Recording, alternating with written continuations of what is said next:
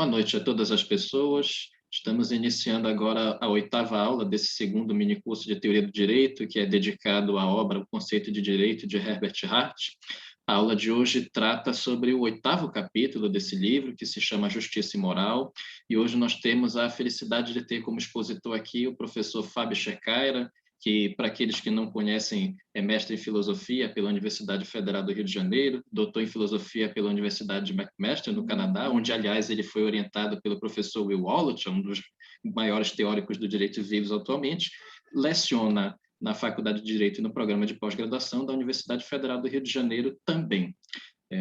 E hoje nós vamos ter como comentadora da apresentação a Sofia Vigário, minha querida amiga, que é graduada em Direito pela UFPA, mestrando em Direito também pela UFPA.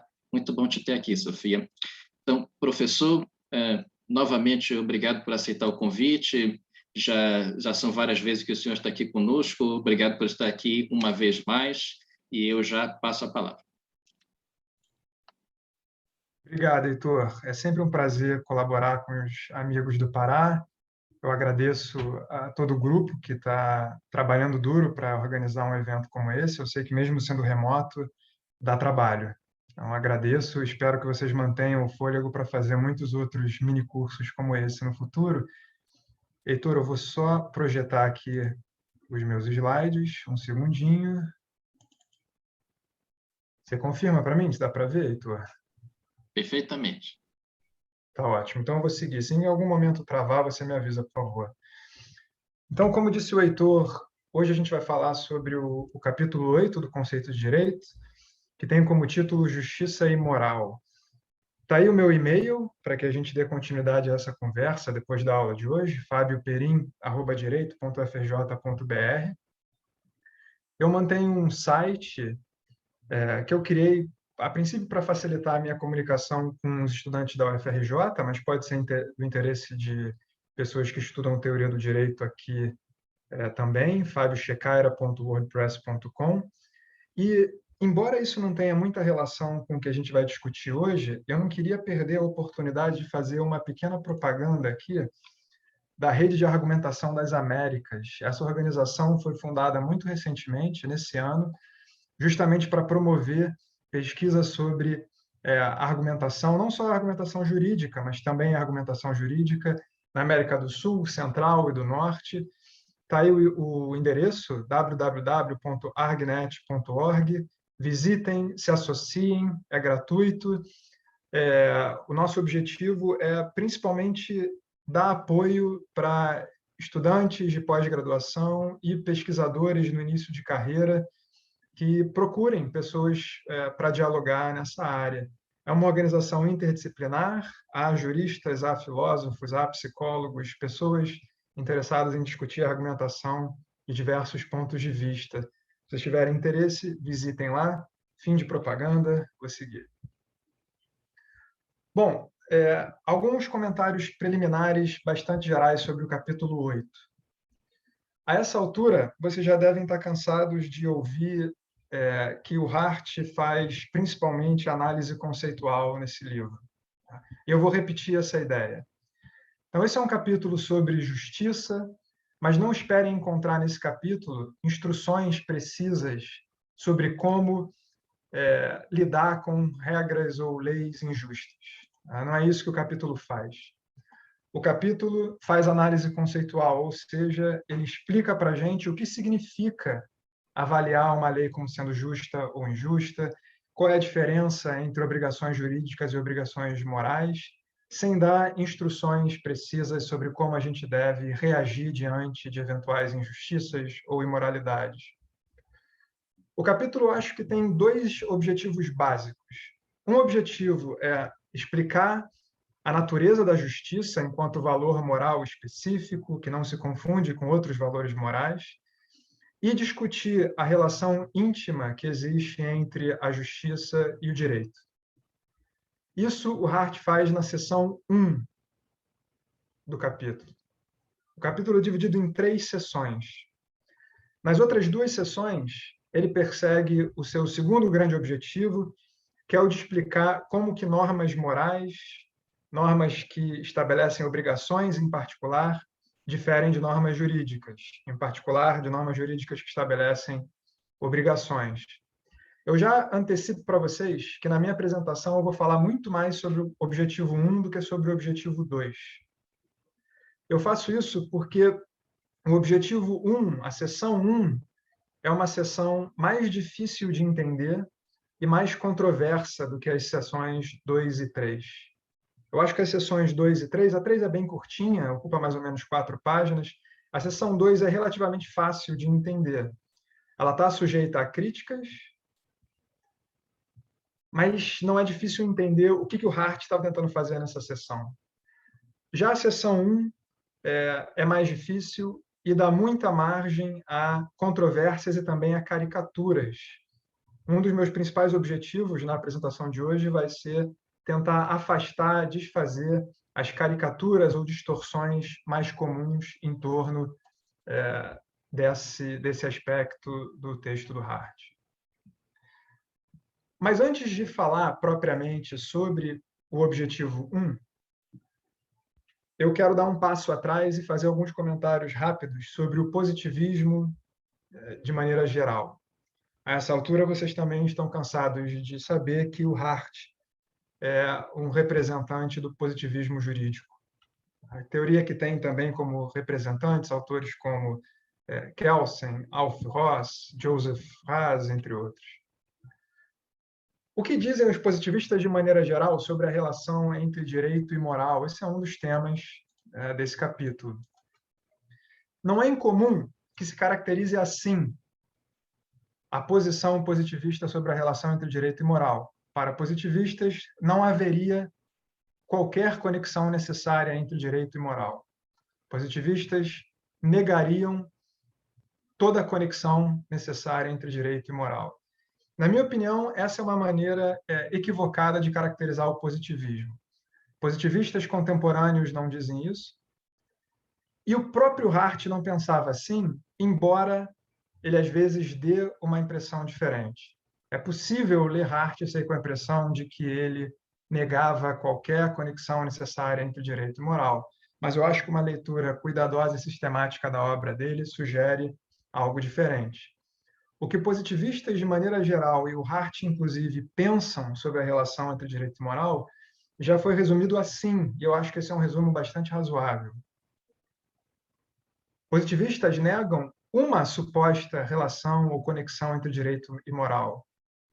Positivistas dizem que a validade jurídica de uma norma não depende necessariamente da sua correção moral. Essa é a conexão entre direito e moral que positivistas negam. Eles não negam toda a conexão necessária entre direito e moral, eles negam essa conexão necessária entre direito e moral. Ou seja, uma norma jurídica pode ser válida, ainda que ela seja injusta ou imoral em algum outro sentido. A minha interpretação do positivismo é bastante influenciada por positivistas contemporâneos como John Gardner. Eu recomendo enfaticamente o artigo Positivismo Jurídico, 5 mitos e meio, para quem ainda não teve a oportunidade de ler. Que eu saiba, esse artigo ainda não foi traduzido. Se eu estiver errado, alguém pode me corrigir aí no chat, mas, de todo modo, é um dos melhores artigos que eu conheço sobre o que é o positivismo. Eu acho que o capítulo 8 é um capítulo que, bem interpretado, mostra justamente uma das relações, conexões necessárias que o Hart acreditava existir entre direito e moral. O capítulo 8, bem interpretado, serve como comprovação de que o Hart não acreditava nessa tese que está em vermelho, uma caricatura do positivismo, mas apenas na tese que está em branco, uma caracterização mais precisa do que é o positivismo e do que o positivismo pensa sobre a relação entre direito e moral. Vamos ao objetivo 1, portanto. Vamos discutir o objetivo 1, um dos dois objetivos centrais do Hart no capítulo 8, que era, como eu disse para vocês, explicar a natureza da justiça e a sua relação com o direito. Eu vou começar a discussão desse objetivo 1 listando para vocês 3 frases do Hart que ficaram famosas. vou discutir como essas frases costumam ser interpretadas e depois vou dizer para vocês como eu acho que elas deveriam ser interpretadas. As 3 frases que eu quero destacar são essas que estão no quadro. Heitor, só um aviso, tem uma pessoa que eu acho que está tentando entrar repetidas vezes, que é o Rafael Carvalhães. Ele entra, depois entra de novo, depois entra de novo. Não sei se está tendo algum problema específico com a conexão dele, só para você ficar de olho nisso. O nome dele sempre aparece aqui na minha tela. Bom, 3 frases famosas. O Hart diz no capítulo 8, a justiça tem um papel especialmente proeminente na crítica do direito. Outra frase famosa. O Hart diz no capítulo 9, mas aqui ele está resumindo e lembrando coisas que ele disse no capítulo 8. Então, essa frase pertence também, por assim dizer, ao capítulo 8. Temos na simples noção de aplicação de uma regra de direito, pelo menos o germe, a semente da justiça. E, por fim, outra frase famosa do capítulo 8, a justiça é a mais pública e jurídica das virtudes. A justiça tem um papel especialmente proeminente na crítica do direito. Temos na simples noção de aplicação de uma regra de direito, pelo menos o germe da justiça. E, por fim, a justiça é a mais pública e jurídica das virtudes. 3 frases que resumem as opiniões de Hart sobre a relação entre direito e justiça. Com base nessas frases, e não muito mais do que essas frases, as 3 seguintes ideias já foram atribuídas ao Hart. A. Na avaliação do direito, a justiça tem prioridade em relação a outros valores morais, ou seja, é mais importante que o direito seja justo do que ele seja capaz de promover o bem-estar geral da população, ou do que ele esteja de acordo com as tradições da comunidade.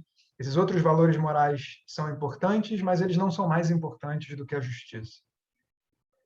Outra ideia atribuída a Hart. B. Respeitar o direito é uma forma de ser justo. Quem aplica o direito rigorosamente está sendo justo em pelo menos um dos sentidos possíveis desse termo. E C. O direito e a justiça compartilham características que outros valores morais não têm. Se vocês me permitirem, eu queria fazer uma enquete rápida, vamos manter esse exercício interativo. Talvez as pessoas possam usar a função aqui de levantar a mão. Só para saber, vocês que já leram o capítulo 8 e outras coisas do Hart, levanta a mão quem acha que conseguiu enxergar no Hart a ideia a ideia de que na avaliação do direito a justiça tem prioridade. Levanta a mão, por favor. Eu não sei se eu vou conseguir ver, Heitor, quem está levantando a mão. Você diz para mim quantas pessoas levantaram, Heitor, por favor? Acho que 2. 2. 3. 3. Ótimo. Vamos seguir, então. Vamos passar para B. Levanta a mão, por favor. Então, baixa a mão quem levantou primeiro. Levanta a mão, por favor, quem enxerga a ideia B no texto do Hart. Respeitar o direito é uma forma de ser justo. Vocês levantam, por favor? 1, 2, 3. 3. Acho que 4 agora. 4, com alguma hesitação. Apareceu, depois sumiu. Depois subiu, né? Então vamos para a última. O direito e a justiça compartilham características que outros valores morais não têm. Quem enxerga essa tese no texto do Hart, por favor?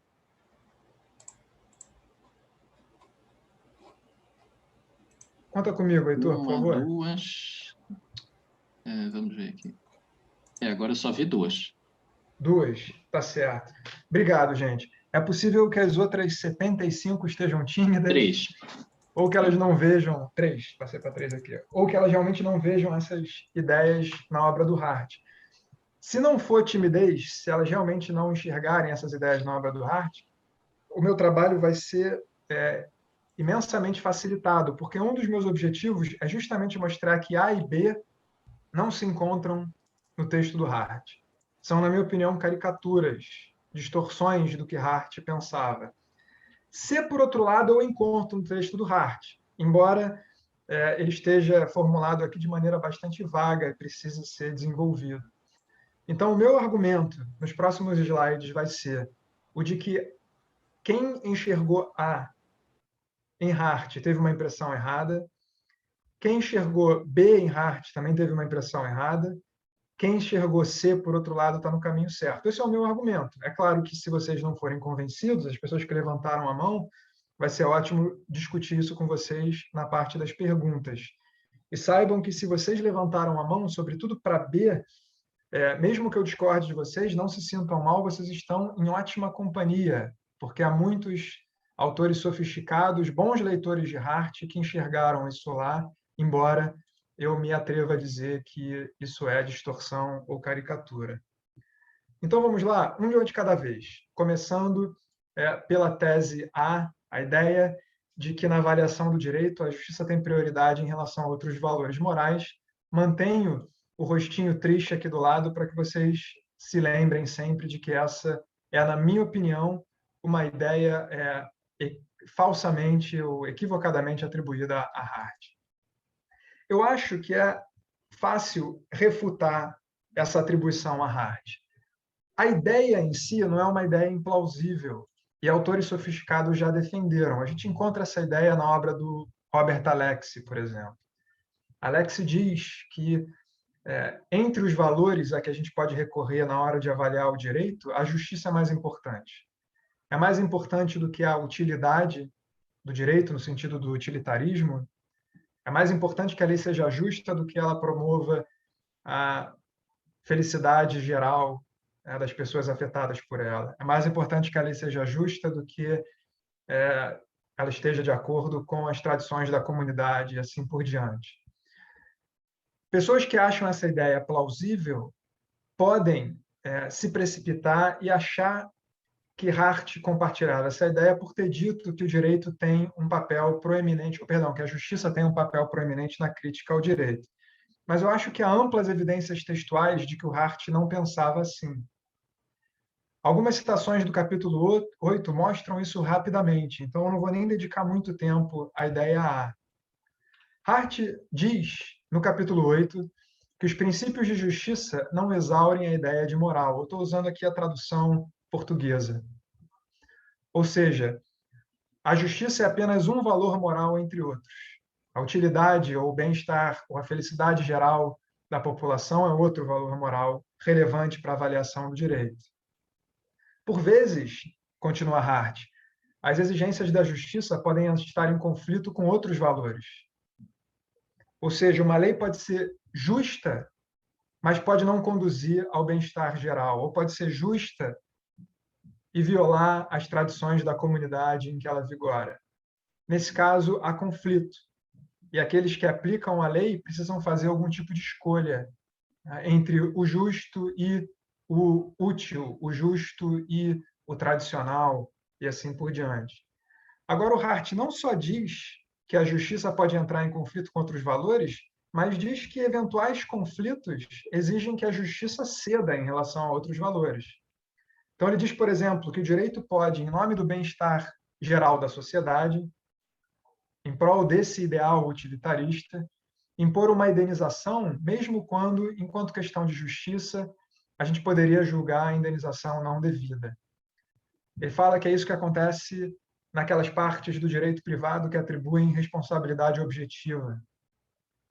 Independentemente da ausência de dolo ou negligência, a gente obriga alguém a indenizar. Porque a gente sabe que essa pessoa ou essa organização tem poder econômico suficiente para se segurar previamente ou algo do tipo. Isso pode ser problemático do ponto de vista da justiça, mas é bom do ponto de vista do bem-estar geral da população. Ele fala também sobre indenizações que são aplicadas com objetivos pedagógicos. Indenizações altas, que algumas corporações ou até particulares são obrigados a pagar, não porque elas sejam justas a rigor, mas porque essas indenizações altas vão servir para afastar ou alertar outros potenciais infratores do risco. Concordem vocês ou não com a ideia de que a justiça deveria ceder em relação a essas considerações utilitárias? A opinião do Hart é que a justiça precisa ceder, ou frequentemente cede e que isso é razoável. Então, no Hart não está entre aqueles que acham que é mais importante que a lei seja justa do que ela satisfaça qualquer outro valor moral possível. É isso que eu vou dizer por enquanto para tentar refutar a atribuição de A a Hart. É claro que esse assunto pode retornar na parte das perguntas. Deixa eu passar para B, que exige uma análise um pouquinho mais cuidadosa. Mantenho o rostinho triste na lateral para indicar que eu também acho que essa ideia não deve ser atribuída a Hart. Respeitar o direito é uma forma de ser justo. E eu repito a frase a que muitas pessoas recorrem para atribuir essa ideia a Hart. Temos na simples noção de aplicação de uma regra de direito, pelo menos o germe, a semente da justiça. Muitos autores já leram Hart assim. Agora, o autor que eu acho que leu Hart assim e criticou Hart de forma mais dura, com base nessa leitura, é um autor britânico chamado John Tassillas. E eu tenho em mente a contribuição do John Tassillas justamente a essa coletânea de artigos sobre o conceito de direito, que já foi mencionado algumas vezes aqui no curso. O Tassillas dedica um capítulo um artigo ao capítulo 8, e nesse capítulo ele atribui essa ideia a Hart, e além de atribuir essa ideia a Hart, diz que é uma ideia grotesca. Deixa eu explicar para vocês por que o Tassillas acha isso grotesco. Então, o Tassillas interpreta Hart da seguinte forma: isso, para Hart, é uma explicação da conexão íntima entre direito e justiça. Seja qual for o conteúdo de uma regra jurídica específica, perdão, tem um errinho aqui, de uma regra singular jurídica específica, uma forma de justiça é conquistada quando a regra é aplicada nos seus termos. Então, para Hart, segundo Tassillas, toda vez que a gente aplica uma regra rigorosamente nos seus termos, a gente está sendo justo, pelo menos num dos sentidos possíveis do termo. Isso para o Tassillas é grotesco, porque há regras que não merecem nem de longe ser aplicadas rigorosamente nos seus termos. E, por outro lado, há regras que merecem, obviamente, flagrantemente, ser desrespeitadas. E aqui ele apela ao dramático experimento de pensamento do campo de extermínio. Ele diz: quando, num campo de extermínio, um guarda bem intencionado salva alguns, mas não todos os prisioneiros... Opa, surgiu minha imagem aqui.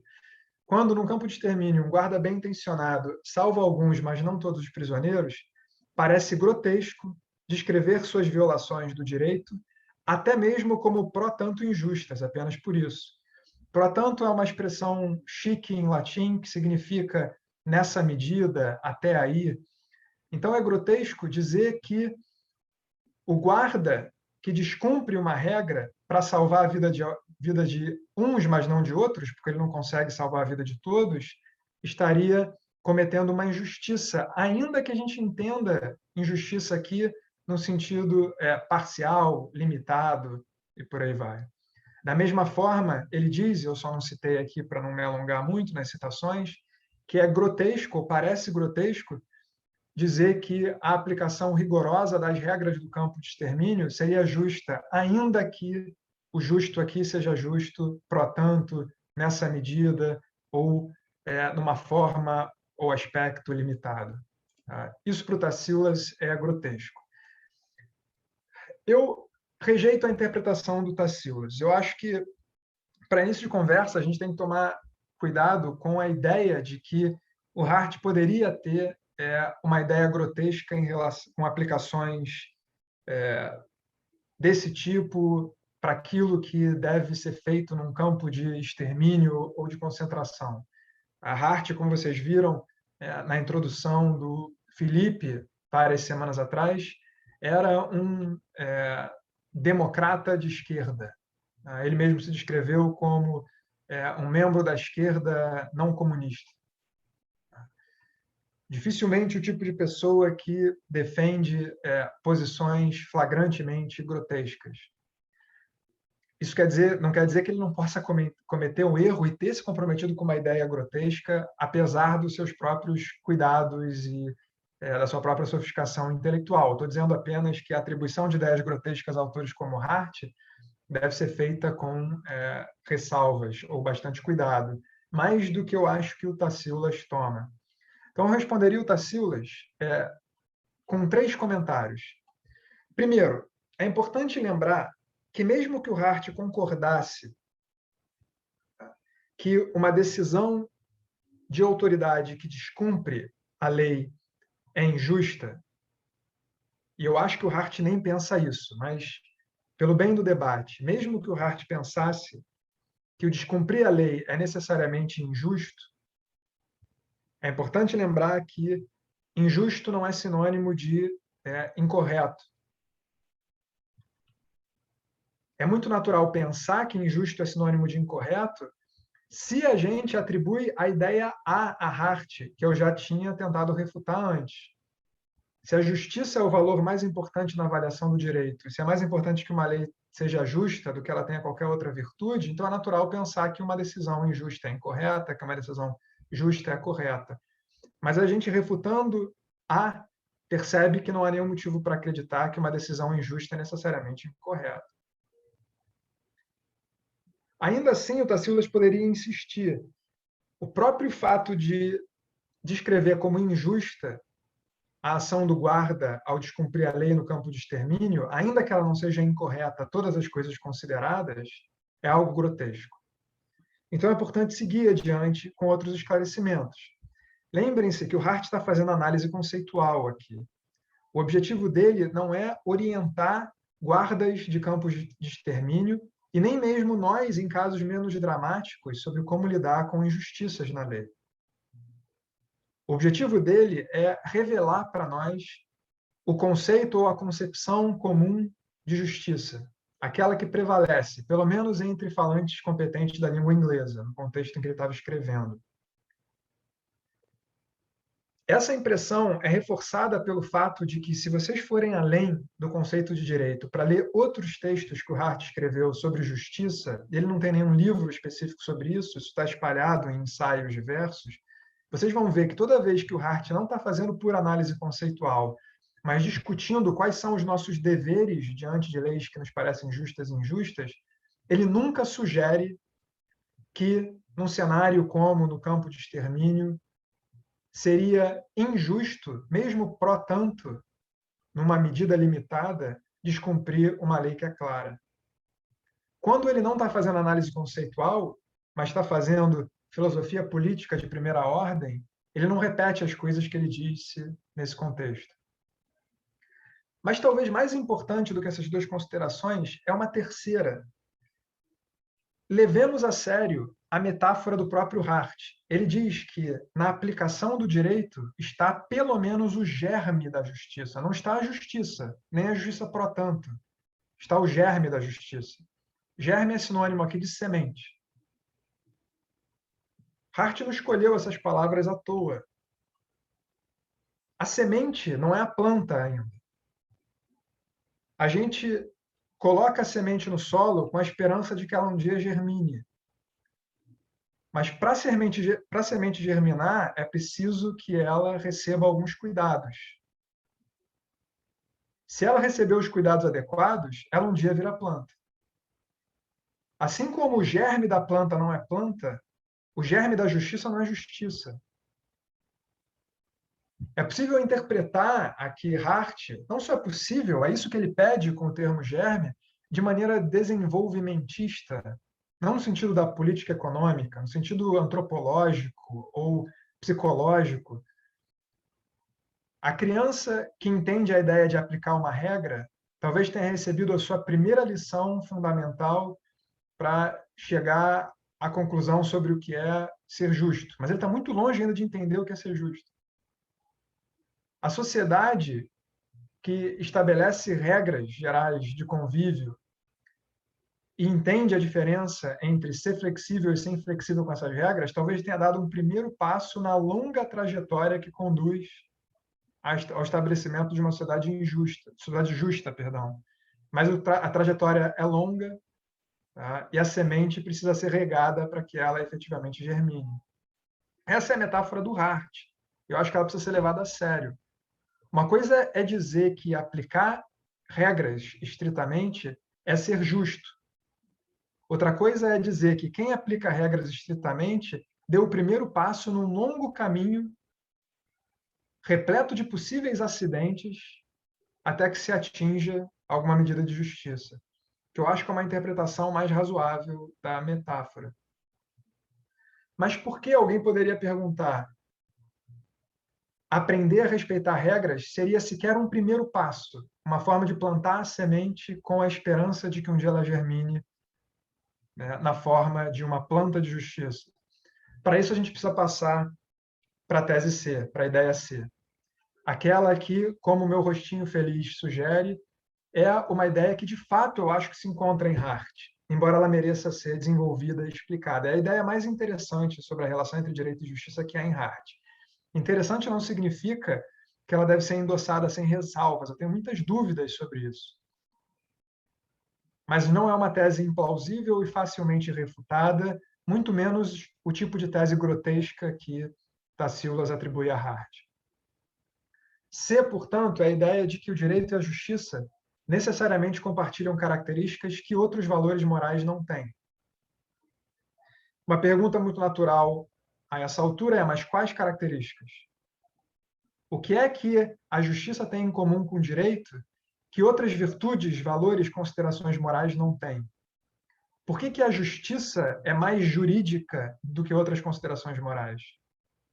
A resposta do Hart, eu antecipo só para não fazer suspense, mas eu preciso de um tempo para explicar isso, é a de que tanto o direito quanto a justiça dependem de regras gerais. Regras têm um papel fundamental a cumprir tanto na compreensão do que é o direito, quanto na compreensão do que é a justiça e na realização da justiça.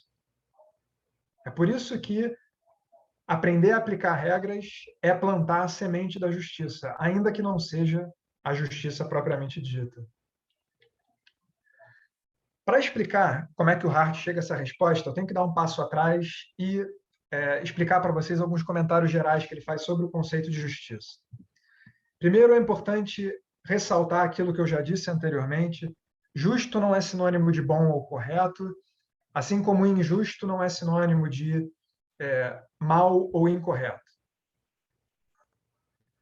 Uma lei que é justa tem uma virtude moral entre outras possíveis, mas uma lei que é justa pode ser julgada má ou incorreta se a gente perceber que a sua justiça é mal compensada pelo fato de que ela não conduz ao bem-estar geral da população ou viola flagrantemente as tradições da comunidade. Da mesma forma, uma lei que é injusta não é automaticamente incorreta se, apesar de ser injusta, ela conduz para o bem-estar geral da população e preserva as tradições da comunidade, e assim por diante. Eu estou só contrastando 3 valores morais possíveis: justiça, bem-estar geral da comunidade e tradições. A gente poderia multiplicar valores dependendo da nossa teoria moral ou da nossa filosofia política preferida. A justiça é um valor moral específico que se distingue de outros valores morais em virtude de 2 componentes: um fixo e um mutável, de acordo com Hart. O componente fixo é resumido através dessa máxima geral: devemos tratar da mesma maneira os casos semelhantes e, diferentemente, os casos diferentes. Isso está implícito, eu só não botei para economizar um pouquinho de espaço no slide. Ser justo é tratar da mesma maneira os casos semelhantes. Hart não dá um longo argumento em defesa dessa ideia, ele supõe que isso seja verdade, apoiando-se numa tradição que remonta a Aristóteles. Agora, isso é muito pouco. Isso diz muito pouco sobre o que é ser justo. Existe um outro componente do conceito de justiça que não é fixo e formal como esse, mas que é mutável e mais substantivo ou substancial. Ser justo exige que a gente seja capaz de mobilizar algum critério que nos ajude a determinar se os casos cujo tratamento está em jogo são semelhantes ou diferentes. Isso vai variar de acordo com a nossa finalidade, isso vai variar de acordo com o tema, isso vai variar de acordo com a comunidade e assim por diante. Então, deixa eu dar alguns exemplos para vocês, usando a justiça distributiva como paradigma. Hart acha que essas ideias também se aplicam à justiça corretiva ou compensatória, mas ele sabe que é mais difícil mostrar isso, eu vou deixar isso de lado por enquanto. Vamos discutir questões de distribuição. Vamos dizer que eu esteja numa posição de distribuir recursos que são do interesse de um certo grupo de pessoas, mas os recursos são escassos. Nem todo mundo pode receber a mesma quantidade ao mesmo tempo. Para ser justo na minha distribuição, eu tenho que tratar semelhantes da mesma forma e diferentes diferentemente. Mas isso diz muito pouco. Qual é o critério para determinar se os semelhantes são semelhantes e os diferentes diferentes? Depende do que eu estou distribuindo. Se eu estou distribuindo vacina durante a pandemia, é claro que um dos critérios vai ser vulnerabilidade física, fisiológica das pessoas envolvidas. Então, eu vou estabelecer algum critério baseado em idade, profissão e riscos que as pessoas correm, comorbidades, coisas desse tipo vão orientar a minha distribuição. Então, eu vou tomar uma decisão do tipo: pessoas acima de 60 anos vão receber a vacina primeiro, ou vão receber a melhor vacina, ou algo do tipo. Então, aqui, saúde é o critério essencial. Agora, se eu estivesse distribuindo outra coisa que não vacina, saúde talvez não fosse o critério fundamental. Se eu estivesse distribuindo vagas em universidade pública, saúde talvez não fosse o principal critério, mas outro tipo de vulnerabilidade, a vulnerabilidade social, qual é a renda das pessoas que estão interessadas nessas vagas? É natural que a gente combine algum critério de vulnerabilidade social com algum critério de performance em provas padronizadas, tipo o Enem. Se eu estivesse distribuindo cotas do Bolsa Família, performance em provas padronizadas são completamente irrelevantes, é só a vulnerabilidade social que vai contar, e assim por diante. Ser justo é tratar da mesma forma os semelhantes, diferentemente os diferentes, de acordo com algum critério que seja apropriado para a finalidade que eu tenho, dada a natureza dos recursos que eu estou distribuindo.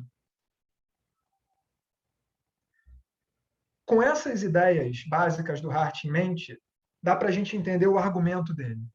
E aqui eu vou tentar revelar um argumento que está implícito no Hart. Se vocês forem reler o capítulo 8, vocês não vão achar esse argumento tal como eu formulo aqui. Esse é um exercício interpretativo que eu estou fazendo. Eu enxergo isso no Hart. Depois a gente pode discutir se eu estou enxergando coisa demais ou não. Para chegar à conclusão de que direito e justiça compartilham dependência em relação a regras, o Hart formula o seguinte argumento, que é longo e é composto por mais de uma inferência. Premissa número 1. A justiça exige que casos semelhantes recebam o mesmo tratamento e casos diferentes, tratamento diferente. Esse é o componente fixo, como eu disse para vocês, do conceito de justiça. Hart começa com essa premissa, ele não fundamenta isso. O máximo que ele faz é, na nota de fim de livro, indicar que ele está em boa companhia porque ele está seguindo a tradição aristotélica. Se é boa companhia ou não, a gente pode debater depois. Mas assim ele pensa. A justiça exige que casos semelhantes recebam o mesmo tratamento. E ele segue, segunda premissa. Dar o mesmo tratamento a casos semelhantes significa agrupar os indivíduos cujo tratamento está em jogo em grupos ou classes. Ele não está falando de classe social aqui. Classes no sentido mais amplo do termo. O exemplo da distribuição de recursos no slide anterior serviu para ilustrar isso. Dar o mesmo tratamento a casos semelhantes requer que a gente comece a agrupar as pessoas. Então, aqui está o grupo das pessoas vulneráveis economicamente, aqui está o grupo das pessoas vulneráveis em termos de saúde e assim por diante. Ele segue. Agrupar indivíduos em classes na hora de determinar como elas devem ser tratadas significa comprometer-se com regras gerais.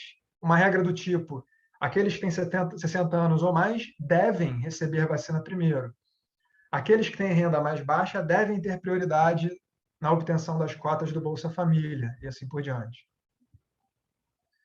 De 1, 2 e 3 juntos, Hart deriva a conclusão de que a justiça exige compromisso com regras gerais. Não dá para ser justo sem estar aplicando alguma regra. Ah, Fábio, mas isso aqui parece ter um furo. E a equidade? A equidade não é justiça no caso concreto? Injustiça apesar das regras, a despeito das regras? Em contravenção às regras mesmo? Talvez. Hart diria que isso não é justiça. Ele está discordando desse aspecto ou dessa concepção tradicional do que é equidade. Para ele, nós só somos justos quando nós somos capazes de fundamentar a nossa decisão distributiva, nesse caso, numa regra. Não precisa ser uma regra já escrita em nenhum lugar. Não está falando de direito positivo aqui. Alguma regra razoável que a gente seja capaz de mobilizar. Tem que acelerar aqui, que eu vi que eu já estou tomando bastante tempo, né? Mais de 40 minutos, eu acho que eu estou falando. Hart segue. Tá? Essa é só a primeira parte do argumento. Ele pega a conclusão dessa primeira parte e segue construindo o argumento, a segunda parte do argumento dele. Então, se a gente está convencido de que a justiça exige compromisso com regras gerais, a gente tem agora que lembrar que o direito não existe sem regras gerais. Afinal, é mais ou menos isso, ou essa é uma das ideias centrais dos capítulos 1 a 7 que a gente viu até aqui. Em contraste com as teorias imperativas do direito, lembrem-se, não há direito sem regras. O direito, justamente por depender de regras, também vive agrupando os indivíduos em grupos ou classes. O direito está toda hora dizendo quais grupos podem fazer X ou Y, quais não podem fazer X ou Y, quais podem ser encarcerados, quais não podem ser encarcerados, quais podem votar, quais não podem votar, quais devem votar e assim por diante. Dá para ver 6 como uma derivação de 5, mas 6 eu acho que é tão intuitivo que dá para colocar aqui, mesmo sem defesa. De 4, 5 e 6, Hart deriva 7.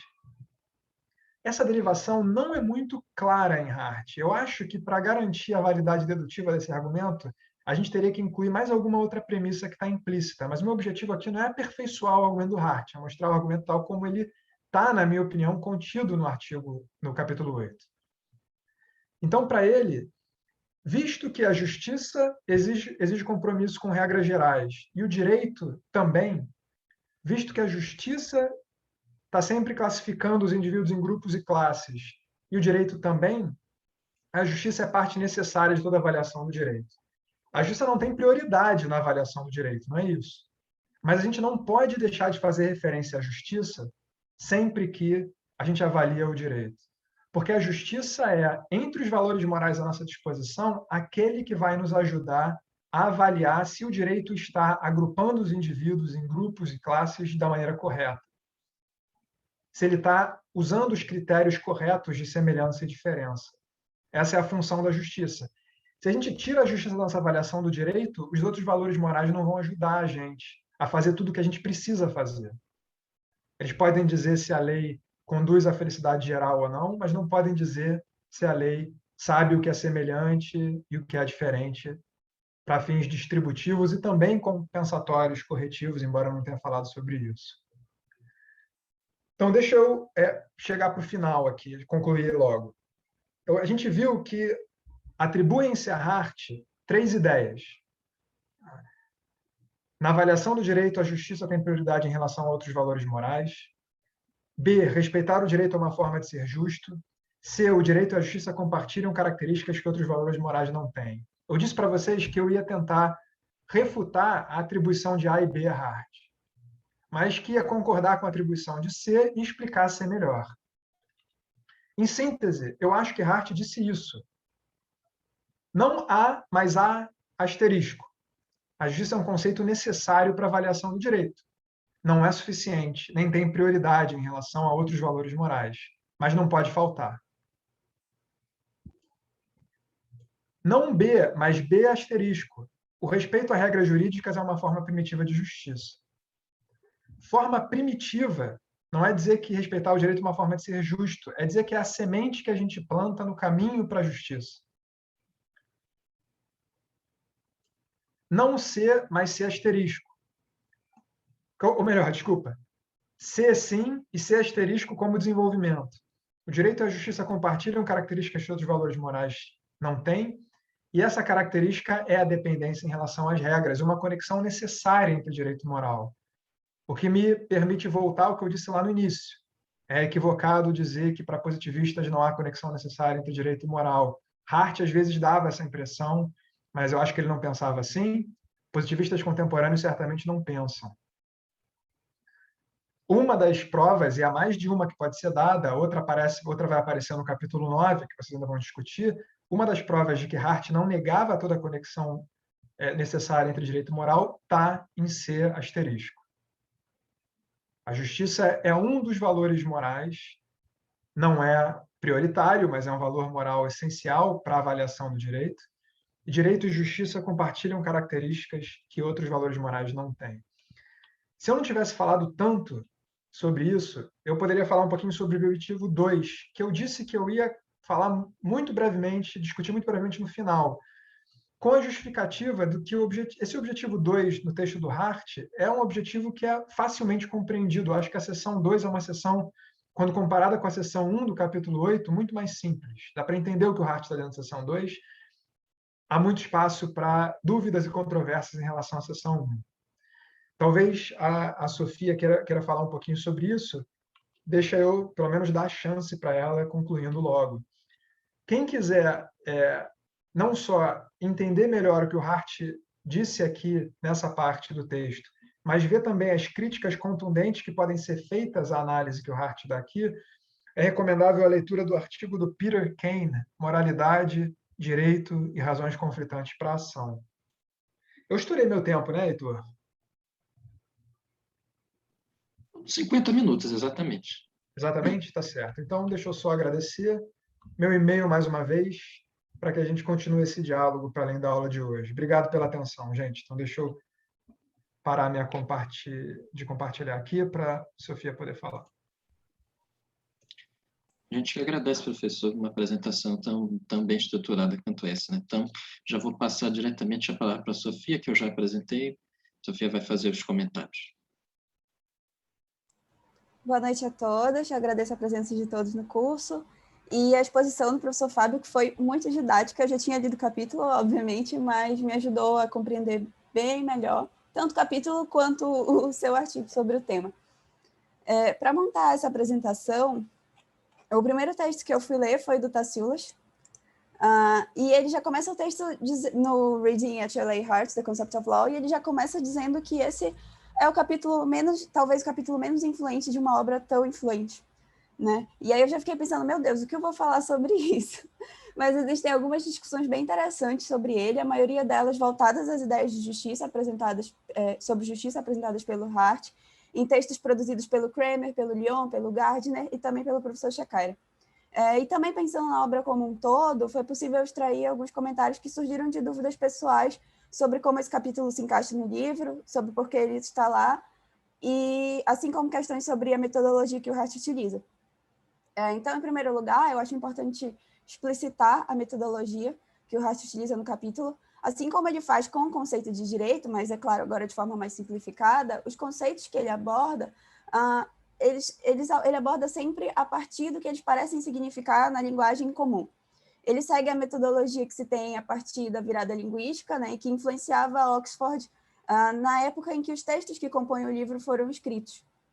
Mas agora, voltando-se a analisar a questão da justiça e dos princípios de justiça. Então, a todo momento, ele analisa questões como uma crítica formulada com a linguagem X parece mais apropriada do que uma crítica formulada com a linguagem Y? Como no cotidiano eu utilizo essa ideia de justiça e por que ela parece mais pertinente em determinadas situações do que em outras? Então, sempre como essas palavras são utilizadas no dia a dia jurídico e qual a adequação de uma linguagem específica para a situação que nós estamos querendo tratar. Isso sempre, claro, buscando o senso de não normatividade e a objetividade com que ele pretende escrever o capítulo. Em segundo lugar, como esse texto, que em tese tem pouca visibilidade, foi escrito e se encaixa no livro. No primeiro capítulo do conceito de direito, Hart coloca 3 questões que ele acredita fundamentais para serem respondidas pela filosofia do direito.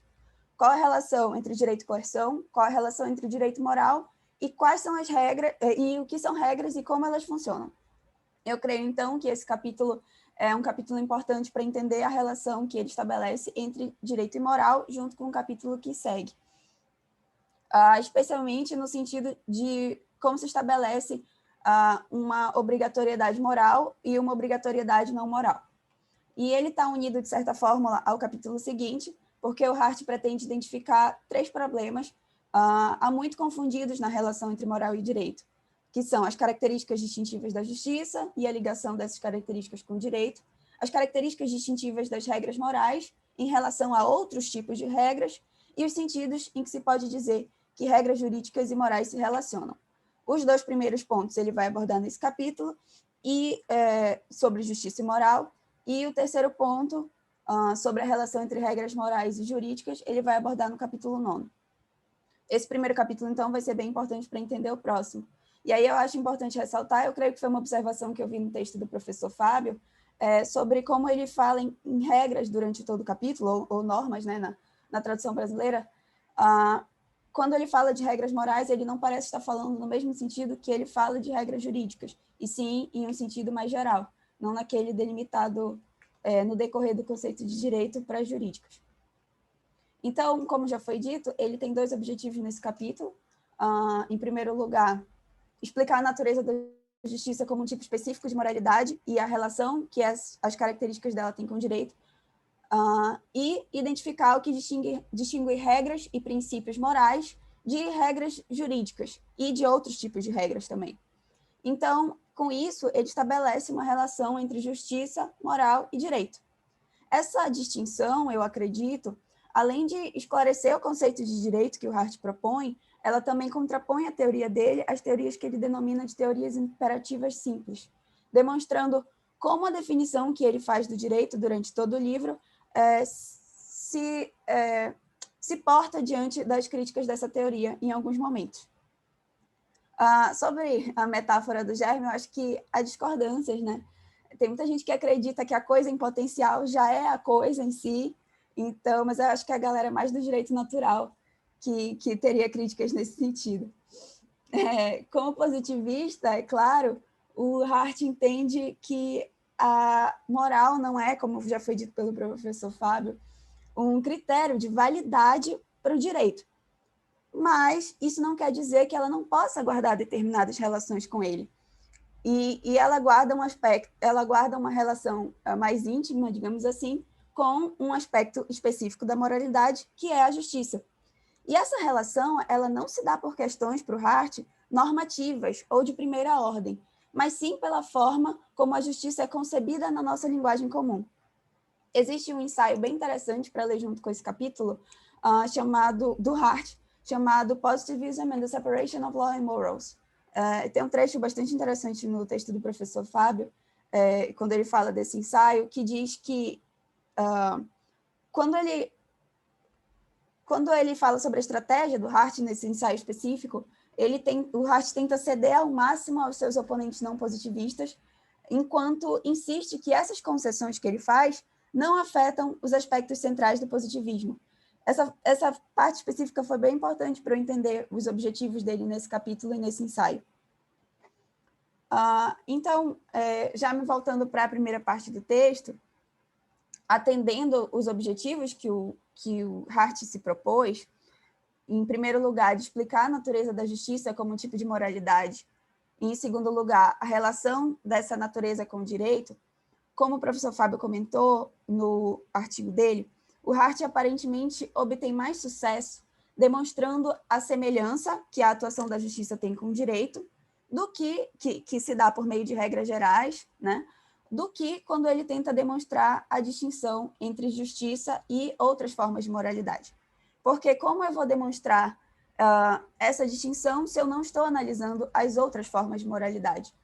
E aí isso exigiria um trabalho filosófico mais extenso, né, e mais demorado. Ou, então, a consideração de que ele faz essa distinção de forma meramente epistêmica, ou seja, que essa distinção é o que fica mais claro para a gente, mas que não necessariamente ela é o que acontece. Além disso, também, como está no artigo do professor Fábio, a gente não pode deixar de dar atenção aos outros aspectos da justiça, como o fato de que ela lida com uma dimensão distributiva. E aí já entra uma crítica do Taciulas, né? Quando ele fala sobre essa parte da justiça distributiva, ele acredita que em Hart há um extrapolamento dessa dimensão que gera alguns problemas. Porque quando nós falamos de bem-estar, o Hart explica que estamos falando também de uma forma de distribuição, mas não de um benefício para um grupo, e sim de uma atenção imparcial às pretensões dos grupos que pretendem o benefício. E aí o Taciulas, a partir disso, entende que ele está se voltando a uma ideia de justiça universal demais. A partir do momento em que ele faz isso, em que ele tem uma ideia de justiça universal demais, ele deixa de entendê-la como um valor moral dentre tantos outros. E aí eu acho que sumiria a distinção que o professor Fábio falou, que justiça não necessariamente quer dizer bom.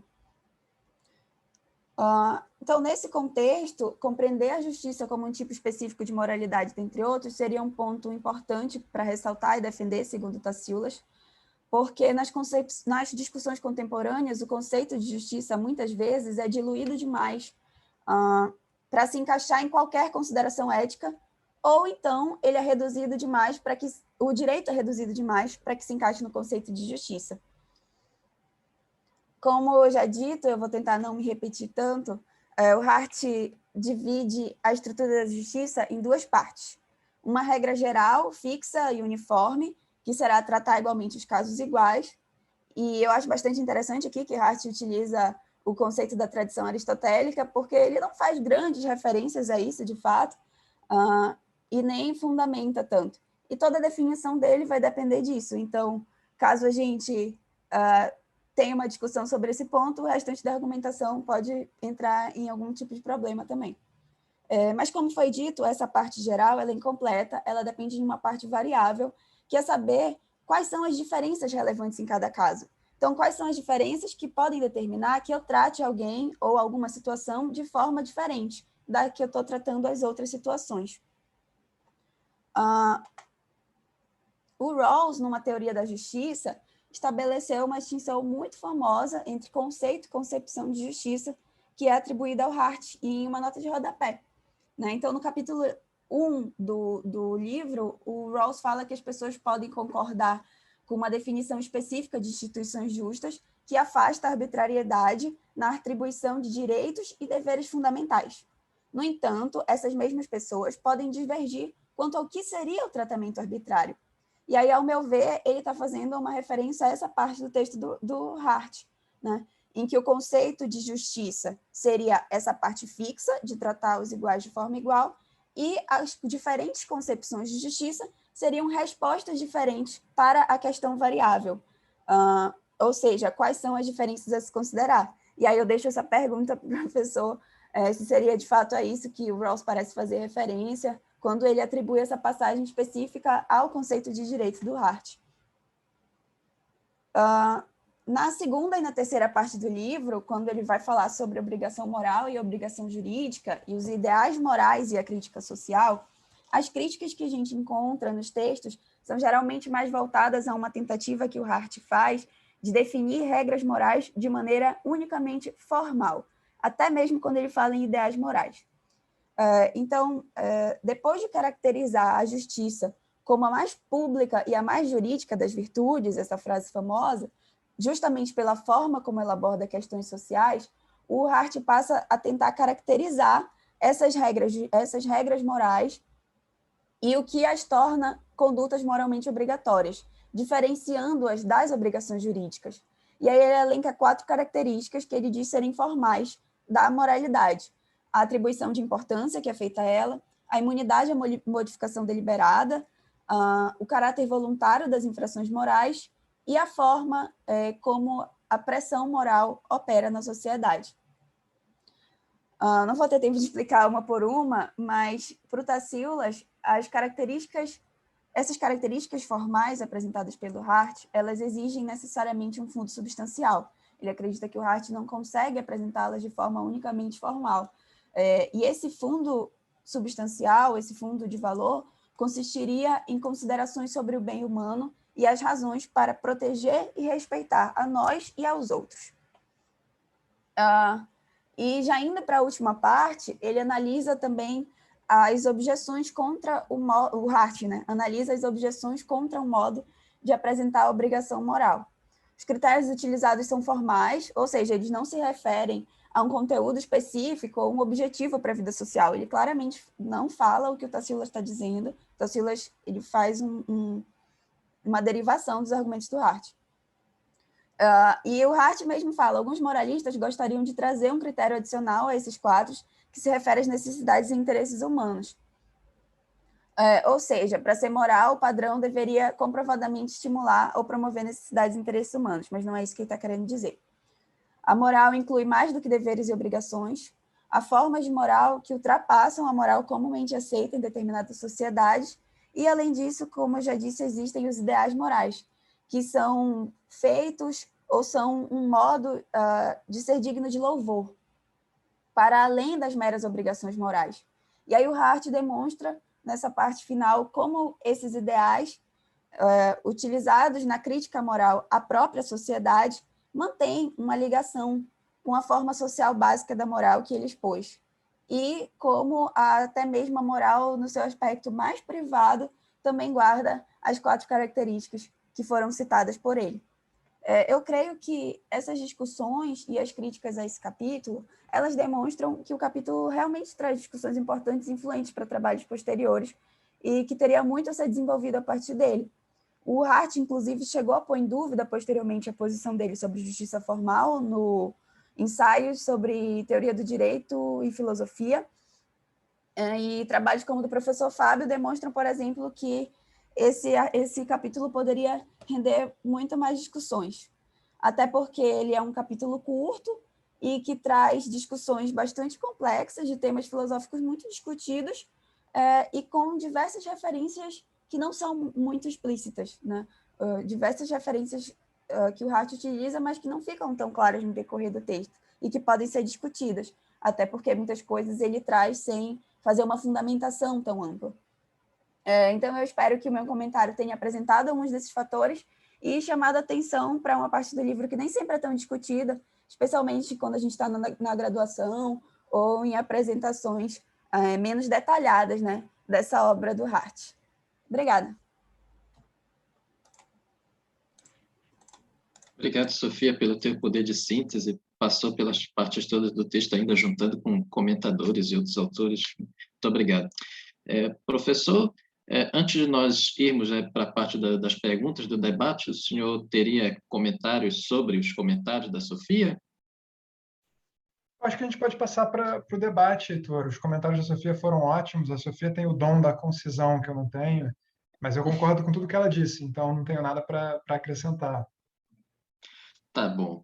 Então, eu vou pegar aqui. Eu tenho uma pergunta que foi feita aqui pelo chat pela Melina, mas eu também tenho uma questão que o André me mandou pelo privado. Inclusive, ele pede desculpas porque ele disse que precisou se retirar mais cedo da aula, mas ele disse que quer ouvir a sua resposta. Vai ficar na gravação, de qualquer forma, né? Então, vou ler a pergunta da Melina. Ela diz, gostaria de perguntar ao professor Fábio, levando em consideração os argumentos do Dworkin de conceitos interpretativos e criteriais, o senhor acredita que o conceito de justiça definido por Hart pode ser considerado um conceito interpretativo? Ou para Hart, a justiça não deveria ser vista sob um ponto de vista moralmente valorativo? Gostaria também de parabenizar pela exposição muito didática e interessante. Obrigado. Aí eu tenho aqui a pergunta do André. Não sei como é que vocês preferem. Eu leio a dele junto? Ou vocês querem comentar primeiro só sobre essa? Estou com a impressão de que não tem uma fila tão grande, Heitor. A gente pode responder uma de cada vez. Tá certo. Por enquanto são só essas duas. Tá. Então, o André me disse aqui que a pergunta dele tem 2 partes. Primeira parte.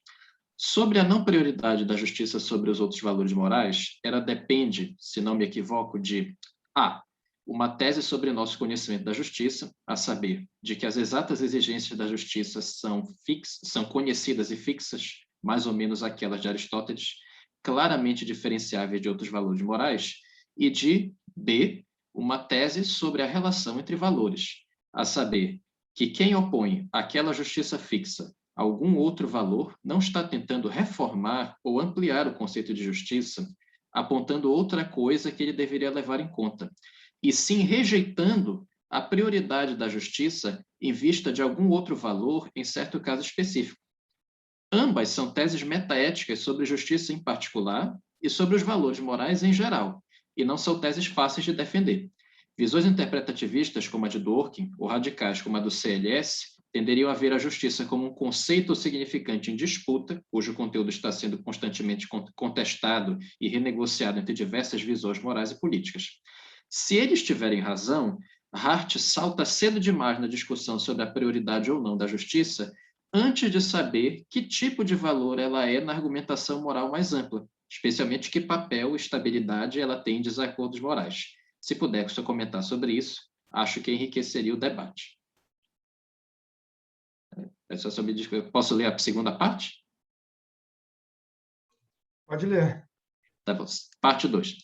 Sobre a aplicação estrita de regras ser uma semente ou germe da justiça, poderíamos talvez abandonar a metáfora desenvolvimentista e fazer uma separação entre duas partes do que é a justiça da aplicação de uma regra. Hart parece crer que é possível distinguir a aplicação justa de uma regra, que requer respeito às classes de pessoas a que a regra se dirige, e a aplicação de uma regra justa, que requer que o critério usado pela regra seja pertinente e adequado para a questão prática substantiva sendo tratada. Se Hart tiver razão, seria possível fazer uma aplicação justa de uma regra injusta, a qual não é suficiente para que o resultado final seja justo, mas mantém sua característica formal de justiça por respeitar as classes de indivíduos visadas de partida. Se essa releitura estiver correta, o que teria que ser defendido é a ideia de que é possível uma aplicação justa de uma regra injusta, a qual seria a justiça insuficiente, uma justiça mesmo assim. Neste caso, parece que a crítica de Tassilas volta a ser relevante, não? Ele está dizendo que a aplicação estrita de uma regra injusta é injusta, e não justa.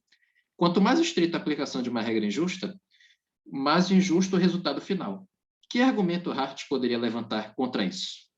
Então, essa é a segunda parte da pergunta do André. Na verdade, não são perguntas, né? São dissertações do André.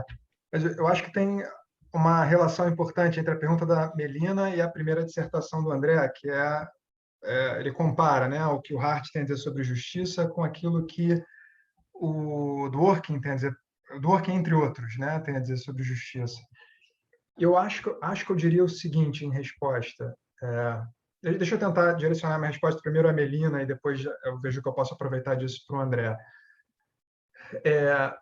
Então, o Hart concorda que o conceito de justiça não só pode, como deve ser discutido e elaborado sob um ponto de vista moralmente valorativo.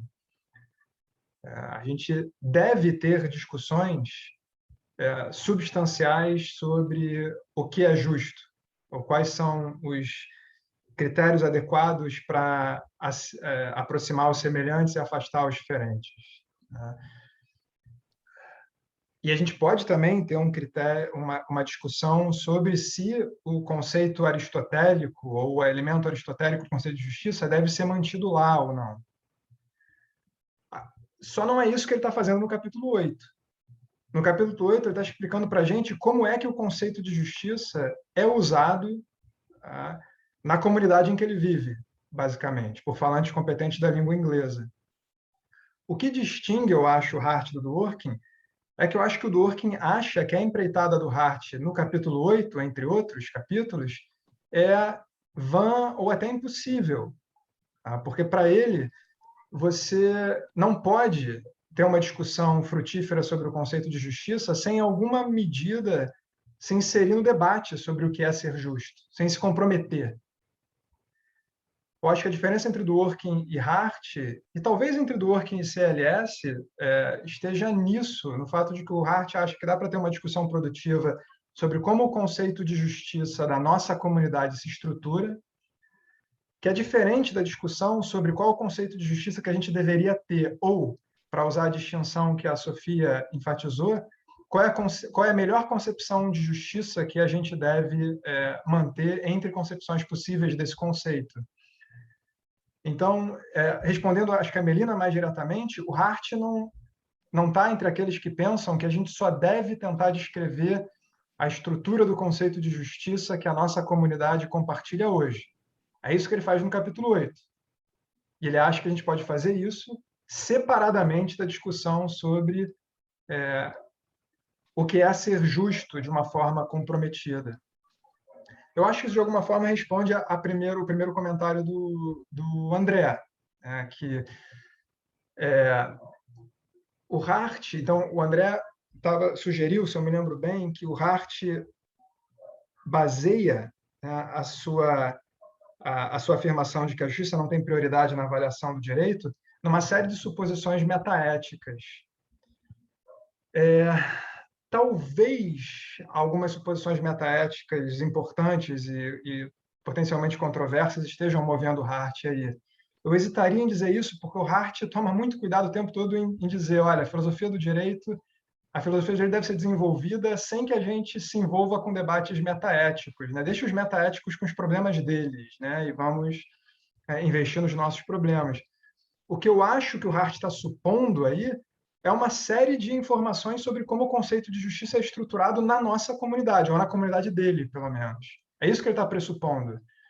Se essas suposições são suposições metaéticas, eu não sei. Em relação ao segundo comentário do André, Heitor, só me recorda o tema rapidinho. Eu vou lembrar do comentário, só não me lembro assim de cabeça o tema qual era. É sobre se o Hart acredita na possibilidade de você diferenciar a explicação justa de uma regra e a aplicação de uma regra justa. Pois é. Uma das coisas que torna, obrigado, Heitor, a interpretação do Hart difícil é o fato de que ele, em alguns momentos, diz esse tipo de coisa. Tá? Que uma regra é justamente aplicada quando ela é aplicada nos seus termos, ainda que ela seja injusta. Ele diz coisas do tipo: as leis mais odiosas podem ser justamente aplicadas. Tá? Agora, esse comentário contrasta no texto do próprio Hart, não só com a metáfora do germe da justiça, que eu enfatizei tanto, porque há tanta controvérsia em torno desse tema, mas com as afirmações que ele faz sobre como a justiça é só uma parte da avaliação moral das leis, e sobre como a justiça não tem prioridade em relação a outros valores. Quando você soma todos esses outros comentários que ele faz, esses comentários parecem dominar essas afirmações curiosas e de difícil interpretação, como aquelas que dizem que a lei pode ser justamente aplicada, ainda que ela seja odiosa. O que eu acho que o Tacíulas faz é se concentrar nessas frases e ignorar o resto, inclusive e particularmente a metáfora do germe da justiça. E é por isso que eu divirjo. Agora, claro, o Tacíulas é um autor sofisticado, então ele tem alguma evidência textual para apresentar do que ele está dizendo. Eu só não acho que é a melhor interpretação. Então, eu não apostaria na interpretação do Tacíulas pelos motivos que eu dei. Eu não sei se o André... Acho que no comentário do André ele não ofereceu nenhuma espécie de réplica ao meu argumento de 3 partes contrário ao Tacíulas, né? Mas ele apontou esses trechos sobre a justa aplicação do direito, né, como possível evidência textual que fundamentaria a interpretação do Tacíulas. E eu concordo. Essas são evidências textuais que poderiam ser usadas a favor da interpretação do Tacíulas, mas acho que elas são menos significativas do que as evidências em sentido contrário. Não sei se a Sofia quer complementar. Eu acho que talvez só sobre essa parte dos argumentos metaéticos, só ressaltando que o Hart não chega e diz a justiça é dar a cada um que é seu, né? É tratar os iguais de forma igual, algo do tipo. Ele não faz uma argumentação ampla, mas ele faz isso contrapondo, por exemplo, inicialmente com a ideia de equidade. Então, por que nessas situações específicas a gente fala em justiça e não equidade, que no caso acho que é fairness, né, no texto original. E essas situações específicas, ele chega à conclusão de que são distribuições de benefícios ou encargos a classes de indivíduos, e aí, a partir disso, ele deriva a ideia de que seria o tratar iguais de forma igual e desiguais de forma desigual, né? Então, não é simplesmente jogando assim o Aristóteles e pronto. Mas aí, como não é uma argumentação tão ampla, é algo que vale para um contexto específico de linguagem que ele está analisando, é claro que é algo questionável.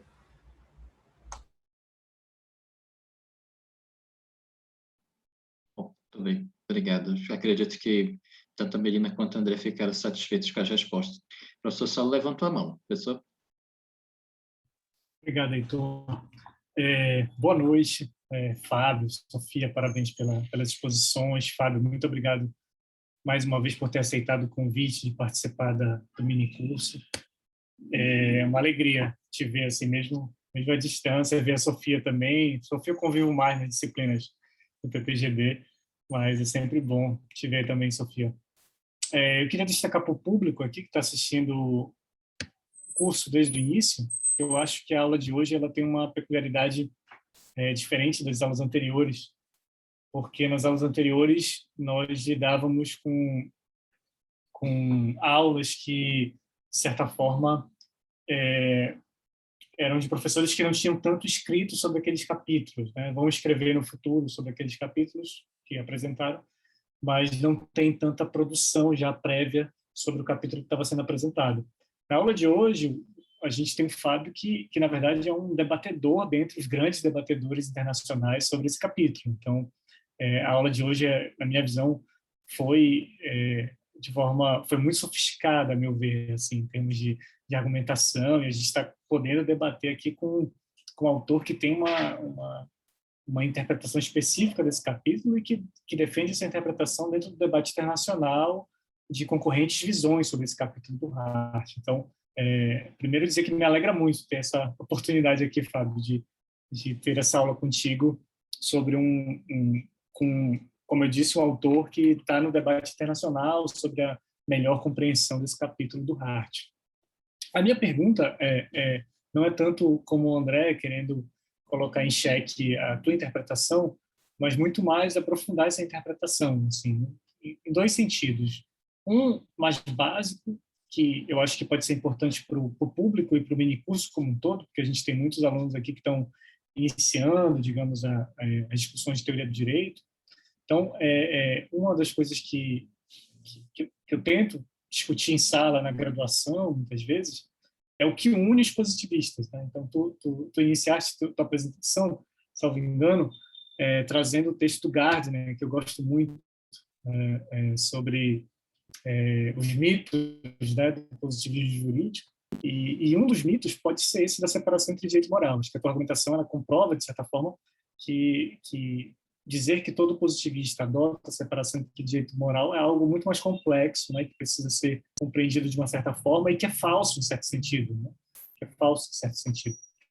E aí, minha pergunta para ti seria, primeiro, o que une os positivistas seria, então, enfim, a tese das fontes sociais? Seria isso que vai unir todos os positivistas, já que a separação entre direito e moral, pela tua própria exposição, ela passa a ser questionável, né? Se é isso que une? Essa seria uma pergunta mais básica, mais para a introdução aqui, né, do pensamento positivista das pessoas aqui do curso. E a segunda, essa sim, eu queria te ouvir um pouco mais para aprofundar o tema, é que o Hart, como a Sofia colocou em outros escritos, não no conceito de direito, ele vai discutir mais questões vinculadas à justiça. E em virtude desses escritos, sobretudo dos estudos do Hart sobre Bentham, é comum a associação entre Hart e utilitarismo. Uma associação muito, enfim, que Hart, com textos, expressamente defende, né? E aí eu queria te ouvir um pouco sobre essa aproximação entre o modo como Hart discute justiça e a defesa dele em escritos posteriores do utilitarismo. Tu vês nesse capítulo do Hart já uma uma certa germe de defesa do utilitarismo.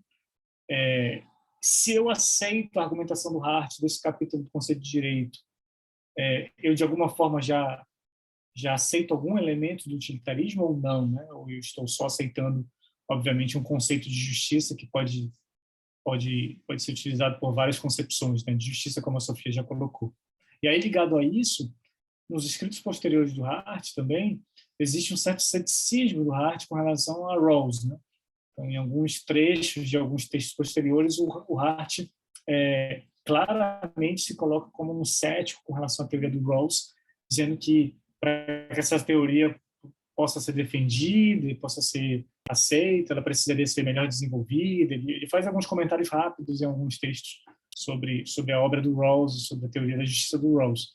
E eu queria te ouvir sobre esses escritos posteriores do Hart sobre justiça e como eles se conectam com esse capítulo do conceito de direito.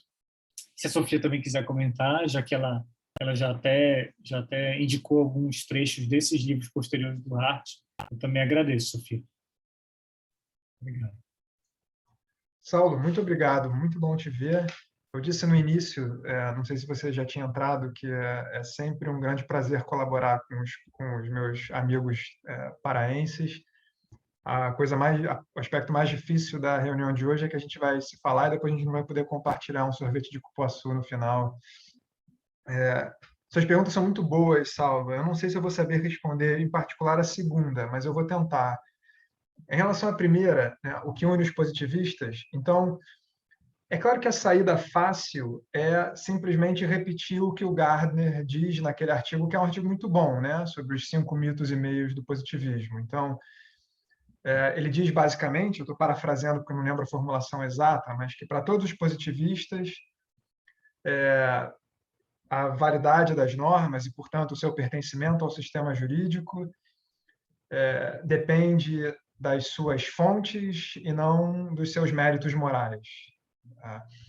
Não é se a norma é boa ou não, mas é de onde ela advém, ou quais são os atos ou eventos sociais que estiveram por trás da sua criação. Tal.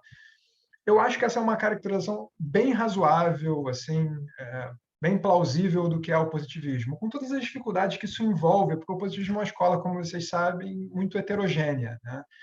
Ela inclui autores tão diferentes quanto Kelsen, Hart e Alf Ross, que também é um proclamado positivista e acho que corretamente proclamado um positivista. E se o Brian Leiter tiver certo, os realistas, de maneira geral, são positivistas também. Então é possível que o positivismo seja ainda mais amplo do que a gente costuma caracterizar, né? Porque a gente fala sobre essas 3 grandes teorias, né? Justnaturalismo, positivismo e realismo, mas eu tendo a pensar que realismo é só uma espécie de positivismo. Então, quando você está tentando abarcar tanta coisa junta, né, fica difícil você dizer o que une sem correr algum risco de excluir alguém. Eu acho que o Gardner faz tem uma boa tentativa, né, de talvez uma outra maneira de dizer o que o Gardner diz, só que de uma maneira um pouquinho mais didática do que a dele, é dizer que o que une os positivistas é a ideia de que todo direito é positivo, o que é uma caracterização sintética, mas boa no sentido de que ela mostra por que o termo positivismo é usado, né? Todo direito é positivo, ou seja, todo direito decorre de atos humanos. Todo direito é criado através de legislação, jurisprudência, costume, coisas que nós seres humanos fazemos, decisões que nós tomamos, às vezes em assembleia, às vezes de forma mais informal. Então, para o positivista, todo direito é positivo. Todo direito decorre de ações humanas. Assim caracterizado, a gente consegue entender uma série de outras implicações importantes, né, do positivismo. É porque todo direito é positivo e, portanto, criado por seres humanos como nós, que ele é moralmente falível. Porque aquilo que a gente cria é falível. Aquilo que seres humanos criam em assembleia ou fora de assembleia está sujeito a ser injusto, contrário ao bem comum, violador das tradições e por aí vai. Também explica por que o direito tem lacunas. aquilo que a gente cria regras em condições de incerteza, sem ser capaz de prever o futuro, sem ter todos os nossos interesses e valores bem definidos e claramente compartilhados. Então, a gente deixa uma série de coisas indefinida para ser resolvida no futuro. Então, se a gente entende positivismo como a ideia de que todo direito deriva de atos de criação humana, a gente consegue entender por que positivistas acham que o direito é moralmente falível e por que os positivistas acham que o direito tem lacunas, buracos, textura aberta e tudo mais. Então, eu tendo a explicar o positivismo assim, didaticamente, para alunos de graduação. E, Saulo, não sei se você concorda com essa caracterização. Curiosamente, o próprio Gardner já usou essa formulação em algumas entrevistas mais informais, então eu tenho a suspeita de que ele também recorre a essa caracterização quando ele está tentando evitar a terminologia técnica que a gente associa, né, ao positivismo na academia. A sua outra pergunta, talvez você tenha alguma coisa para dizer sobre isso, mas deixa eu passar logo para outra pergunta. Hart parece ser um utilitarista em algumas das suas obras, né? Em textos posteriores ao conceito de direito. Será que ele já estava preparando o terreno para o utilitarismo dele no capítulo 8?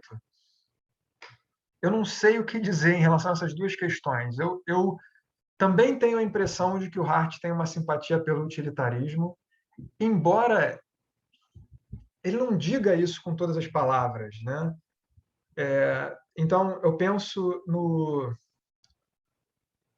direito, liberdade e moralidade, um dos exemplos mais claros de texto em que o Hart não está só analisando o conceito comum de justiça ou de qualquer coisa que seja, mas está se envolvendo num debate público sobre a correção de algumas leis da sua época.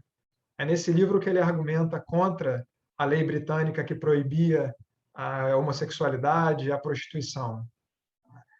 E ele critica essas proibições se valendo do princípio do dano, do Mill, entre outros, né, ideais. E esse acho que é um dos motivos pelos quais as pessoas tendem a associar Hart ao utilitarismo. Mas a própria forma como ele usa o Mill lá é carregada de ressalvas e cuidados, né? Parece que ele está sempre com o pé atrás. Visto desse ponto de vista, se a gente invocasse esse princípio, essas são as implicações dele, mas ele não é um compromisso, ele não impunha a bandeira nem do princípio do dano, muito menos do utilitarismo, de uma forma inequívoca e clara, explícita e tudo mais. E como a gente vê o princípio do dano sendo invocado por autores que não são exatamente utilitaristas, mas acreditam que esse princípio é um bom princípio, só fundamentam o princípio de forma diferente, eu hesito um pouco em dizer se ele realmente era um utilitarista de carteirinha. Pensando nesse texto, há outros ensaios, e talvez a Sofia tenha mais a dizer sobre isso, em que o Hart fala também sobre esses assuntos, e ele pode soar utilitarista, mas que eu me lembre sempre com as ressalvas e qualificações e com o pé atrás, que é típico dele nessa parte do debate, né? Então, se eu não sei dizer se ele é um utilitarista mesmo ou não, eu também não vou saber dizer se ele estava preparando o terreno para o suposto utilitarismo dele no capítulo 8. Mas uma coisa é verdade, ao dizer que justiça não tem prioridade em relação a outros valores, ele está deixando, de certa forma, um caminho aberto para um potencial compromisso com o utilitarismo, né? Ele está dizendo, olha, não é verdade que considerações de justiça prevalecem sempre sobre considerações de natureza utilitária. Isso não vale no momento em que as leis estão sendo criadas, isso não vale no momento em que os juízes estão deliberando sobre como aplicar as leis. Então, ele deixa nesse capítulo o terreno já preparado para seguir um caminho diferente do Dworkin, né? Então, o Dworkin é o tipo de pessoa que diz, pelo menos no nível da tomada de decisão judicial, considerações sobre direitos, e a justiça se aproxima mais disso do que, né, a utilidade. Eu acho que é mais simpática a teoria dworkiniana a ideia de que os juízes devem pensar antes em justiça do que em considerações utilitárias. Mas nada no capítulo 8 aponta para isso, eu acho. O máximo que o Hart diz é que, quando a gente vai fazer uma avaliação profunda e completa do direito, ou de uma lei qualquer, a gente tem que pensar em justiça, entre outras coisas, mas a justiça não necessariamente vai prevalecer em relação a outras considerações. Não sei se isso ajuda, Saulo. Não, ajuda muito, Fábio. É interessante, né? O Dworkin, que estudou com Hart, né, no Levando os Direitos a Sério, leu Hart como um filósofo moral, desde o início, né, da obra do Dworkin. Na verdade, o que faz o Dworkin, na minha visão, uma das características que faz com que ele se torne famoso dentro da teoria do direito é porque ele levanta essa bandeira, né? Olha, o Hart, na verdade, é um filósofo moral, vocês estão lendo errado, nós temos que ler o Hart como um filósofo moral. E esse passo que o Dworkin faz de associar o Hart com uma certa concepção de moralidade, eu acho, associando muito ao utilitarismo, né? Essa seria, eu acho, uma visão que o Dworkin defenderia, né? Ou seja, o Hart está ali preparando o terreno para o utilitarismo. E quanto a esse ponto que tu colocas que o Hart, digamos, não diz que a justiça tem prioridade, né? Não diz que sobre a utilidade, isso é um grave problema para uma teoria que se pretende ser uma teoria da justiça, né?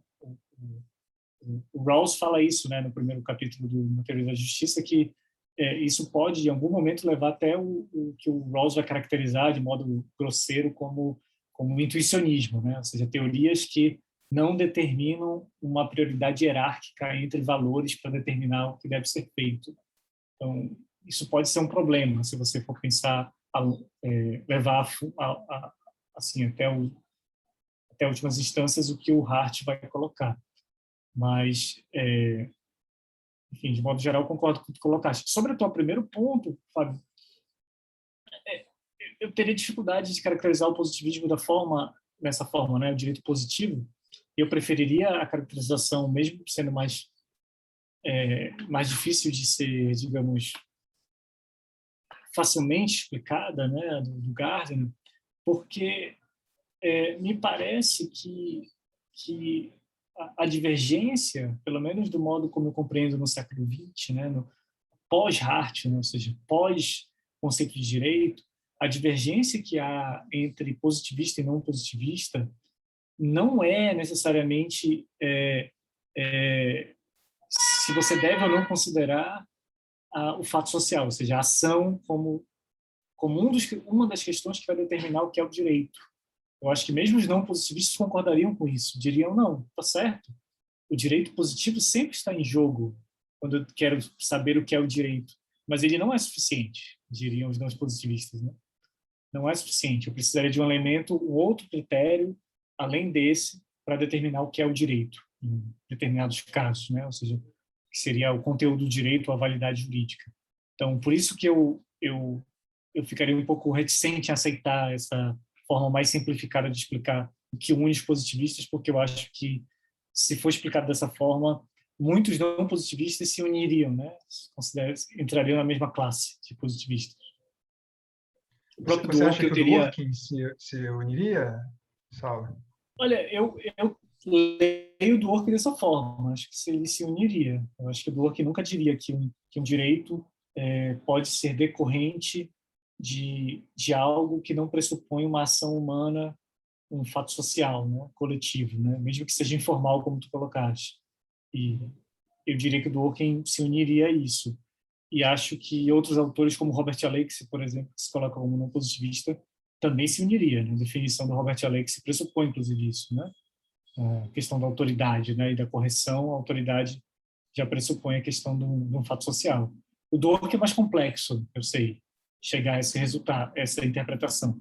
Mas eu diria que o interpretativismo dele pressupõe isso. Pressupõe que você tenha uma ação humana pressuposta para determinar o conteúdo do direito.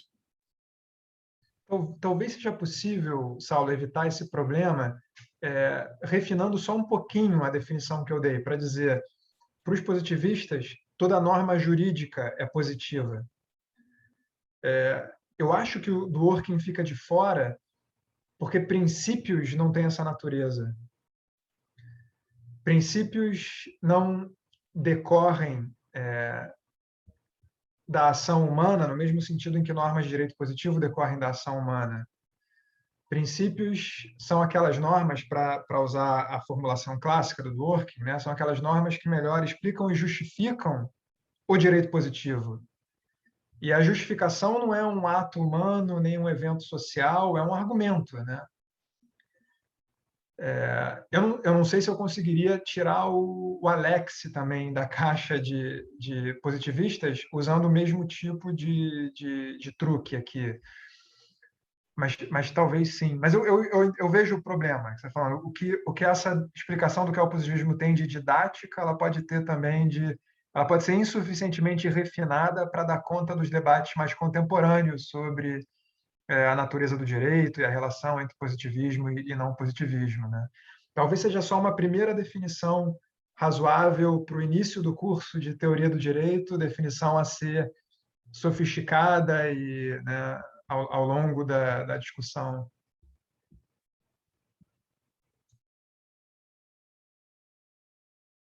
Sofia quer comentar a esse respeito? O professor Saulo ainda sobre essas duas questões? Talvez, não sobre a questão do positivismo, mas talvez sobre a questão do utilitarismo.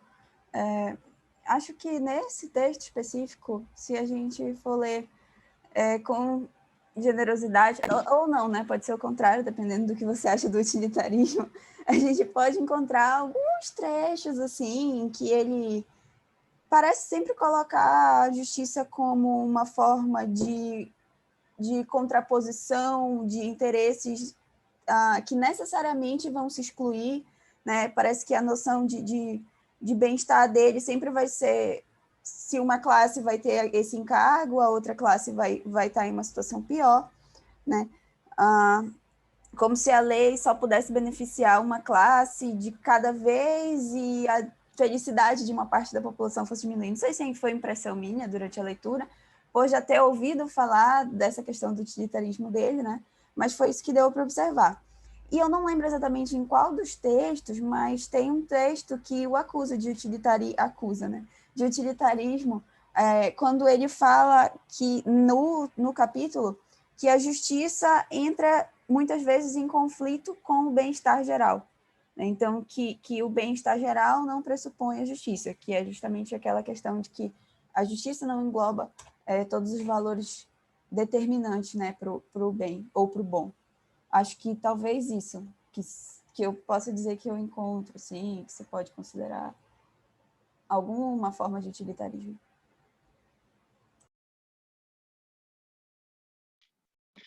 Muito bem. Então, deixa eu só ver aqui no chat. Certo. Bom, então, nós não tivemos novas inscrições para perguntas depois disso, né? Já estamos nos aproximando do horário. Vamos finalizando. Então, eu queria, em primeiro lugar, agradecer de novo ao professor Fábio pela disponibilidade de tempo de fazer essa apresentação. Mais uma vez que o senhor está aqui conosco, é sempre um prazer contar com a sua colaboração aqui nos nossos eventos. Agradecer igualmente a Sofia pelo cuidado de ter preparado um comentário sobre o texto, de ter ido ver tantas fontes diferentes para tratar desse assunto. Sofia é uma pessoa extremamente diligente com tudo que ela faz, e isso todo mundo percebe claramente aqui também, né? Agradecer também aos participantes por terem nos acompanhado até agora, né? Já estamos quase nos aproximando do final do curso, faltam ainda mais 2 aulas. Semana que vem, eu creio que é na segunda-feira mesmo que nós vamos ter a oportunidade de ouvir a professora Cristina falando sobre o capítulo 9 do Conceito de Direito, que vai continuar essa discussão, vai ser um debate mais diretamente... Desculpa, então, te interromper, mas eu acho que é quarta-feira. Vou tá, confirmar agora para ti, mas só para as pessoas não saírem. De qualquer forma, esta data não teve mudança, né? Então, essa está prevista no calendário. Sendo segunda ou quarta, já está no site, todos podem verificar. Se for o caso, eu mando e-mail. Pronto, quarta-feira. Quarta-feira, sobre o capítulo 9 do Conceito de Direito, a professora Cristina, da Federal do Paraná, que é uma discussão que vai continuar mais ou menos o que nós estamos tratando hoje, né? Só que mais diretamente entre direito e moral.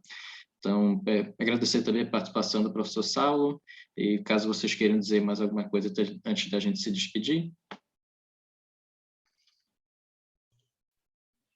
Eu agradeço muito o convite, é sempre um prazer colaborar com vocês. Parabéns pelos minicursos que vocês estão produzindo. Esse é o segundo, né? Imagino que vocês pensem em fazer outros no futuro. Sei que ele faz sucesso para muito além do Pará, os alunos do FRJ vivem falando sobre isso, então parabéns, gente. Tem sido um prazer. E obrigado, Sofia, pelos ótimos comentários, pela atenção, pela paciência. Obrigada, professor. Boa noite, pessoal. Obrigado, Fábio, Sofia, e também Heitor, Catarina e Ana Luísa, que organizam comigo a parte mais administrativa do minicurso. Sem eles, eu não conseguiria organizar isso. Muito obrigado. Então, boa noite a todos. Nos vemos na próxima aula.